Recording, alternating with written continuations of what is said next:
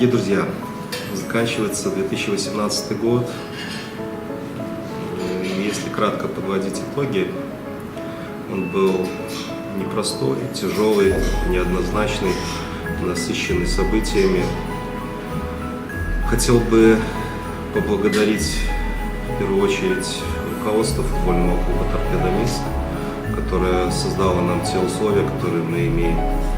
Хотел бы поблагодарить фанатов, которые были каждую игру вместе с нами, поддерживали нас, их поддержка чувствовалась на любой игре чемпионата и Кубка Республики Беларусь. Хотел бы поблагодарить родных, которые поддерживали нас и не самые радостные минуты, и которые разделяли приятные мгновения, которые у нас были в этом году. Хотел бы поблагодарить простых болельщиков, для которых судьба «Торпедо Минск» была не безразлична, которые нам посылали положительные флюиды, это тоже чувствовалось. Огромное им спасибо за это. Хотел бы поблагодарить работников офиса.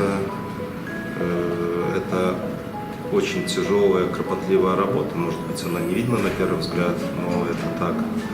Хотел бы поблагодарить пресс-службу, которая старалась по максимуму показывать внутреннюю кухню, освещать события, которые происходили внутри команды.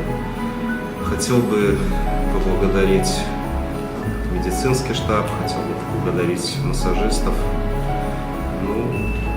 Понятно, что большой вклад в конечный успех внес и тренерский состав. Хотел бы вспомнить тех людей, которые начинали и в течение года работали с командой. Это Сергей Марьянович Кобельский, и Александр Анатольевич Климович, и Леонид Леонидович Лагун. И, конечно же, те люди, которые сейчас входят в тренерский штаб, большая поддержка и помощь от них, конечно же, ощущается. Ну и главное, наверное, это те люди, которые выходят на поле, делают результат. Очень хотелось бы поблагодарить футболистов. Поверьте, это не пустые слова. Они проделали огромную работу, огромный труд для того, чтобы в конечном итоге у нас получился положительный результат.